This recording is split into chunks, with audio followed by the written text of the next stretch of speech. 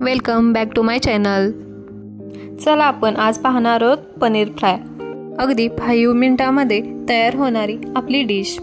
तर पहिल्यांदा थोडीशी शिमला मिरची, कांदा, टोमॅटो आणि पनीर असं थोडे छोटे छोटे काप करून घेतले। यानंतर पॅन गॅसवरती ठेवून त्याच्यामध्ये पनीरचे कट केलेले छोटे छोटे पीस टाकून थोडंसं परतून घेतलं। मध्ये थोडं तेल किंवा बटर घालू शकता।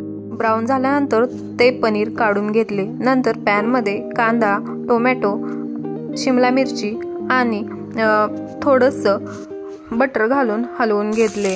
प्रथम पनीर भाजून घेतलेले पॅन मध्ये परत घातले। नंतर त्याच्यामध्ये वरून थोडी हळद, चवीनुसार नमक, पेपर पावडर, चिली पावडर आणि थोडंसं आलं लसूण पेस्ट घालून मस्त असं हलवून घेतले।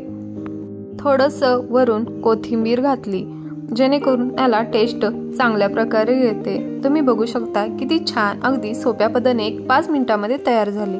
ही डिश डाएटसाठी खूप चांगली आहे। त्याच्यातून आपल्याला जास्त प्रोटीन मिळतात। Thank you watching my video.